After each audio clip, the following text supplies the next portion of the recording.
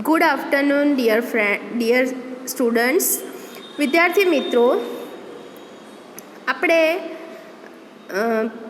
ટેન્સની અંદર પ્રેઝન્ટ ટેન્સના મુખ્ય 3 tense, simple present tense, present continuous tense અને પ્રેઝન્ટ પરફેક્ટ ટેન્સ, રાઈટ? એની અંદર આપણે 2 પ્રકારો વિશે ભણી ગયા, સિમ્પલ પ્રેઝન્ટ ટેન્સ અને present continuous tense, right? Okay, તો આજે આપણે શીખીશું પ્રેઝન્ટ પરફેક્ટ ટેન્સ. સૌથી અગત્યનો, જેવી રીતે સિમ્પલ પ્રેઝન્ટ ટેન્સ અને પ્રેઝન્ટ કન્ટિન્યુઅસ પણ એટલો જ ડેઇલી કમ્યુનિકેશનમાં વપરાય છે, એટલો જ આ ટેન્સ પણ વપરાય છે, પ્રેઝન્ટ પરફેક્ટ ટેન્સ, જેને ગુજરાતીમાં આપણે કહીએ છીએ પૂર્ણ વર્તમાન કાળ, રાઈટ? ઓકે, તો before going to study, let's read some examples. Okay, અહીંયા મેં કેટલાક એક્ઝામ્પલ્સ આપેલા છે, તે એક્ઝામ્પલ્સ આપણે પહેલાં જોઈશું. પહેલું example, my grandfather has left India since 2007. Okay, જો મિત્રો, હવે હું બધા જ વાક્યોનું ગુજરાતી બોલીશ, તો તમે ગુજરાતી ખાસ સાંભળજો કેવી રીતે ગુજરાતીમાં એ બોલાય છે. My grandfather has left India since 2007. 2007થી મારા ગ્રેન્ડફાધર એટલે દાદાએ ઇન્ડિયા છોડી દીધું છે, રાઈટ? જો હવે આની અંદર તમને 2 ટેન્સ લાગશે, એક થોડી પાસ્ટની પણ ઝલક આવશે અને સાથે સાથે વર્તમાન કાળની પણ ઝલક આવશે, રાઈટ? કે છોડી દીધું છે. Let's start the game.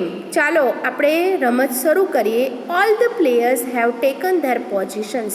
દરેક ખેલાડીઓએ તેમની પોઝિશન લઈ લીધી છે, રાઈટ? લઈ લીધી પાસ્ટ લાગે છે, પ્રેઝન્ટ લાગે. Our homework has not been checked by our class teacher yet. આપણું હોમવર્ક હજુ સુધી આપણા ક્લાસ ટીચર દ્વારા ચેક થયું નથી. હજુ સુધી, યેટ મીન્સ હજુ સુધી. Many gifts have been bought by Radha just now.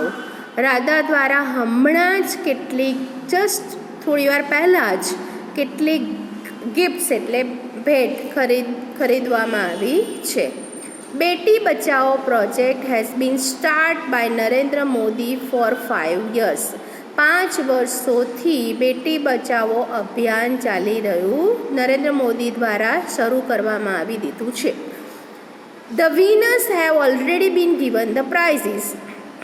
Right? વિજેતાઓને ઓલરેડી એટલે આપણે જે રોજબરોજની ભાષામાં કે જેને આપણે પરફેક્ટ ગુજરાતીમાં કોઈ પર્ટિક્યુલર નહીં, ઓલરેડી એમ જ બોલીએ છીએ આપણે, રાઈટ? કે ઓલરેડી એટલે કમ્પ્લીટ થઈ ગયેલી ક્રિયા છે કે આપી દેવામાં આવ્યું છે. Many awards have been got by Lajja Goswami in shooting so far. ઘણા બધા વખતથી લજ્જા ગોસ્વામીને ઇનામો, ઘણા બધા એવોર્ડ્સ આપવામાં આવી રહ્યા છે. એટલે પાસ્ટમાં પણ ક્રિયા થઈ છે અને પ્રેઝન્ટમાં ઘણા બધા વખતથી, એટલે પાસ્ટથી ક્રિયા શરૂ થઈ છે. Since running. Take your car now. તમારી કાર લઈ લો. ઇટ હેઝ બીન રિપેર થઈ ગઈ છે. Virat Kohli has never left the exercise. Virat Kohli ક્યારેય એક્સરસાઇઝ છોડતો નથી. Have you ever visited Taj Mahal. શું તમે ક્યારેય તાજમહેલની મુલાકાત લીધી છે? Krishna has just cooked biryani. Let's go to her home.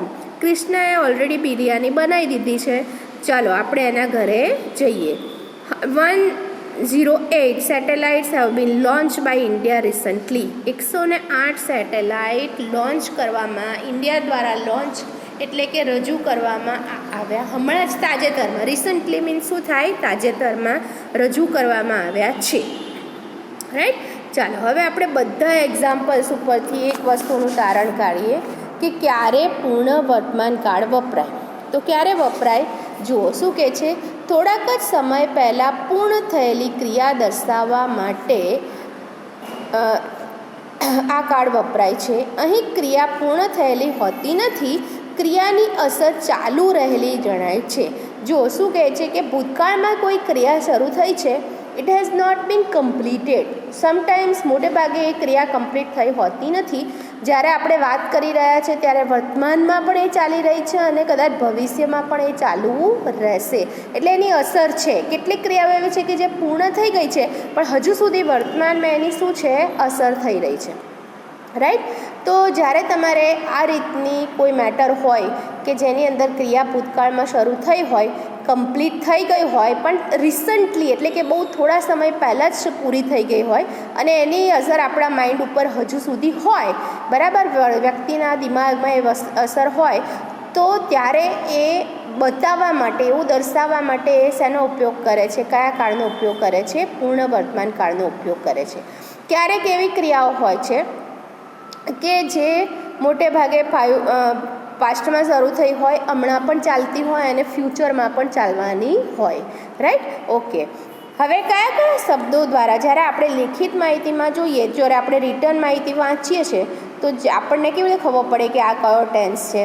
તો ક્યારેક ક્યારેક કેટલાક કાળ દર્શાવતા શબ્દો હોય કે જેના દ્વારા પણ તમે જાણી શકો. સિન્સ, બરાબર, જે આપણે પહેલાં સેન્ટેન્સની અંદર છે. યેટ એટલે હજુ સુધી, સિન્સ એટલે ત્યારથી. ફોરનો, સિન્સ અને ફોર બંનેનો મતલબ સરખો જ છે. સિન્સ છે જે પર્ટિક્યુલર ટાઈમ બતાવે છે, રાઈટ, જેવી રીતે 2007 પર્ટિક્યુલર ટાઈમ છે.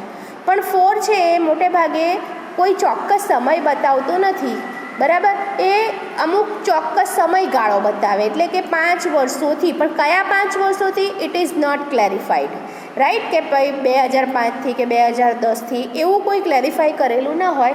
છેલ્લા 5 વર્ષથી આપણે એમ કહીએ કે હું છેલ્લા 2 કલાકથી વાંચવાનું કામ કરી રહ્યો છું, તો કયા છેલ્લા 2 કલાક? It is not decided. તો જ્યારે ટાઈમિંગ ડિસાઇડેડ ના હોય ત્યારે ફોરનો ઉપયોગ થાય અને ફિક્સ ટાઈમ હોય તો સિન્સનો ઉપયોગ થાય. ઓલરેડી એટલે છેવટે. જસ્ટ નાવ એટલે હમણાં જ. રિસન્ટલી એટલે તાજેતરમાં. એવર એટલે ક્યારેક. નેવર એટલે ક્યારેય નહીં. સો ફાર એટલે ઘણા લાંબા સમયથી, બરાબર. તો આ બધા શબ્દો છે જે કાળ દર્શાવે અને તમે જ્યારે વાતચીત કરતા હોય, કમ્યુનિકેશન કરો ત્યારે તમારે આ શબ્દોનો ઉપયોગ કરવાનો, જેથી સામેવાળી વ્યક્તિના માઇન્ડમાં આ કાળનું ક્લેરિફિકેશન થાય, રાઈટ. ઓકે, ચાલો હવે આપણે એની સેન્ટેન્સ પેટર્ન જોઈએ. સેન્ટેન્સ પેટર્નમાં જુઓ, સૌથી પહેલાં શું છે? કર્તા છે. જેવી રીતે આપણે પહેલું સેન્ટેન્સ જોઈએ, માય ગ્રેન્ડફાધર. તો માય ગ્રેન્ડફાધર એ શું થાય? કર્તા. હવે તમને વારંવાર છેલ્લા 3 વિડીયોની અંદર સમજાવી દીધું છે કે કર્તા, ક્રિયાપદ અને કર્મ, બરાબર. એ વસ્તુ તો તમારી અંદર ક્લિયર હોવી જોઈએ. જો આ વસ્તુ ક્લિયર નહીં હોય તો તમને સેન્ટેન્સ પેટર્ન આવડશે નહીં. કર્તા મીન્સ વ્યક્તિ જે કામ કરે છે તે. કર્તા જે કરનાર, જેને આપણે કહીએ. તો અહીંયા પહેલાં સૌથી પહેલાં શું આવશે? સબ્જેક્ટ આવશે. પછી છે હેઝ અને હેવ. જેવી રીતે આપણે સિમ્પલ પ્રેઝન્ટ ટેન્સની અંદર ક્રિયાપદનું સાદું રૂપ મૂકતા હતા, પ્રેઝન્ટ કન્ટિન્યુઅસની અંદર તમે વર્તમાન કાળના ટુ બીના રૂપો અને આઈએનજીનો ઉપયોગ કર્યો, એવી રીતે અહીંયા કાળ દર્શાવવા માટે તમારે ટુ બીના પૂર્ણ વર્તમાન કાળના રૂપો કયા કયા? હેઝ અને હેવ. હેઝ અને હેવનો ઉપયોગ કરવાનો છે. અને પછી તમારે શું ઉપયોગ કરવાનો છે? ભૂત કૃદંત. જે મેં તમને કીધું હતું કે ક્રિયાપદના 3 રૂપો હોય છે, પ્રેઝન્ટ ફોર્મ, પાસ્ટ ફોર્મ અને પરફેક્ટ ફોર્મ. એટલે કે વર્તમાન કૃદંત, ભૂત કૃદંત, બરાબર, અને ભૂતકાળનું રૂપ અને ભૂત કૃદંત એટલે કે પૂર્ણ વર્તમાન કાળનું રૂપ. ઓકે. તો અહીંયા તમારે ત્રીજા ફોર્મનો ઉપયોગ કરવાનો છે. એટલે શેનો ઉપયોગ કરવાનો છે? ભૂત કૃદંતનો ઉપયોગ કરવાનો છે. પછી આવશે કર્મ એઝ યુઝ્યુઅલ. જો પેટર્ન તો એની સરખી જ છે, ખાલી કર્તા અને કર્મ તો એના પ્લેસ ઉપર રહેશે, ખાલી વચ્ચેના સ્થાનમાં ફેરફાર થશે, કાળ પ્રમાણે ફેરફાર થાય, રાઈટ. એટલે અહીંયા હેઝ અને હેવ અને ક્રિયાપદનું ભૂત કૃદંતનું રૂપ. મિત્રો ખાસ યાદ રાખજો. અને તમે અત્યાર સુધીમાં 10 ધોરણ સુધી તમે શીખી જ ગયા છે, તમને લોકોને બધાને ભૂત કૃદંતના રૂપો આવડતા જ હશે, બરાબર. તો એ તમારે મૂકવાનું છે અને અન્ય શબ્દોનો ઉપયોગ કરવાનો છે, રાઈટ. ચાલો, અહીંયા પેસિવ વોઇસ હોય તો હેઝ, હેવ, પછી બીન આવે. પેસિવ, એક્ટિવ, પેસિવ આપણે તમને પાછળથી શીખવાડીશું જ્યારે હું તમને બધા ટેન્સ શીખવાડીશ ત્યારે. એટલે અત્યારે ખાલી હું તમને જસ્ટ જાણકારી આપું છું, પણ અત્યારે આપણે પેસિવ વોઇસ લેતા નથી. એક વખત તમને ટેન્સ આવડશે પછી તમને પેસિવ વોઇસ ઝડપથી આવડશે. એટલે આપણે એ ચેપ્ટર પછીથી આખું કરીશું, એક્ટિવ અને પેસિવ, રાઈટ. ઓકે. તો આ આપણી થઈ સબ્જેક્ટ પેટર્ન. હવે તમારે અહીંયા મેં કેટલાક વાક્યો આપ્યા છે ને, એ વાક્યોની અંદર તમારે દરેક વાક્યની અંદર શોધી કાઢવાનું કે what is subject, what is past participle એટલે કે ભૂત કૃદંત અને કર્મ, બરાબર. આ 3 શોધવાનું એટલે તમને ઝડપથી આવડી જાય આની અંદર. ઓકે. તો આ ટેન્સ છે જે મોટે ભાગે આપણે ડેઇલી વાતચીતની અંદર ઘણી બધી વખત ઉપયોગ કરીએ છીએ. મોસ્ટલી દિવસમાં 6 થી 7 વાક્યો તો આપણે જનરલી એના બોલતા જ હોઈએ, કદાચ એનાથી પણ વધુ બોલતા હોય. કેવી કેવી મેટર છે, ડિપેન્ડ્સ ઓન મેટર, કે કઈ મેટર ઉપર તમે વાતચીત કરી રહ્યા છો. ધારો કે હવે તમે કોઈ ગઈકાલની વાત કરતા હોય તો આખું the whole description may be on past tense, right, past ટેન્સની અંદર હોઈ શકે. જો તમે હમણાં જ કોઈ વાત કરી રહ્યા છે, કંઈ વસ્તુ બનાવતા હોય ને કંઈ વાત કરી રહ્યા હોય તો દેર મે બી 2 tenses, present continuous and present perfect, right. એટલે કે ચાલુ વર્તમાનકાળ અને પૂર્ણ વર્તમાનકાળ બંનેનો ઉપયોગ થઈ શકે છે. સાથે સાથે સિમ્પલ પ્રેઝન્ટ ટેન્સ તો ઓલવેઝ જ આપણી વાતચીતની અંદર ઓલમોસ્ટ દરેક વખતે એનો ઉપયોગ આપણે કરીએ છીએ. તો હવે તમારે શું કરવાનું, આ ટેન્સ તમને આવડે એટલે તમે જ્યારે પણ વાતચીત કરતા હોય તો તમારે ખાસ ધ્યાન રાખવાનું કે ભાઈ જો આ વાક્ય હું બોલું છું, ધારો કે હવે તમે તમારા ઉપર કોઈ ફ્રેન્ડનો ફોન આવે છે તો શું કરે છે, તને પહેલો જ પ્રશ્ન પૂછે શું કરે છે, તો તમે એવું કહેશો કે ભાઈ હું સવારથી વિડીયો જોઉં છું, રાઈટ. તો આ સેન્ટેન્સ કયું થયું, પ્રેઝન્ટ પરફેક્ટનું થયું, કે તમે સવારે ક્રિયા શરૂ કરી છે અને હજુ સુધી એ ક્રિયા કરી રહ્યા છો, રાઈટ. અથવા તમે એવો જવાબ આપશો કે યાર અત્યાર સુધી મેં વિડીયો જ જોયા, રાઈટ. તો એ વિડીયો જોયા એટલે એની ઇફેક્ટ તમારા માઇન્ડ ઉપર હજુ સુધી છે. એટલે કે આ સેન્ટેન્સ તમારે એવું દર્શાવવું હોય, હવે તમે એ જ વાક્યને ઇંગ્લિશમાં ટ્રાન્સલેટ કરીને બોલી શકો છો. કયા ટેન્સનો ઉપયોગ કરીને, પ્રેઝન્ટ પરફેક્ટ ટેન્સનો ઉપયોગ કરીને તમે બોલી શકો છો, રાઈટ. તો વિદ્યાર્થી મિત્રો તમે તમારી નોટબુકની અંદર આ ટેન્સ લખી નાખજો. We have completed our 3 tenses of the present tense. Present ટેન્સના આપણે 3 કાર્ડ છે જે અહીંયા કમ્પ્લીટ કર્યા. પહેલું સિમ્પલ પ્રેઝન્ટ ટેન્સ, બીજું પ્રેઝન્ટ કન્ટિન્યુઅસ અને ત્રીજું present perfect tense, right. Okay, from tomorrow we will start the past tense. There are also 3 tenses in the past tense. Past ટેન્સની અંદર પણ 3 ટેન્સીસ છે જે આપણે આવતીકાલથી શરૂ કરીશું, રાઈટ. ઓકે, આપણે ઝડપથી ટેન્સ પૂરું કરીશું તો તમે એના પછી એક્ટિવ, પેસિવ અને ઇનડાયરેક્ટની અંદર તમને ઇઝી રહેશે. જો મિત્રો યાદ રાખજો, સૌથી બેઝિક પાયો ટેન્સ છે. જો ટેન્સ નહીં આવડે તો તમને કશું જ નહીં આવડે, એટલું ધ્યાન રાખજો. દરેક કોઈ પણ ઇંગ્લિશની મેટર લખવી હોય તો it is very necessary that you should know the knowledge about the tenses, right. તમારી પાસે you should have a knowledge of tenses. તમારી પાસે ટેન્સનું નોલેજ હોવું જરૂરી છે.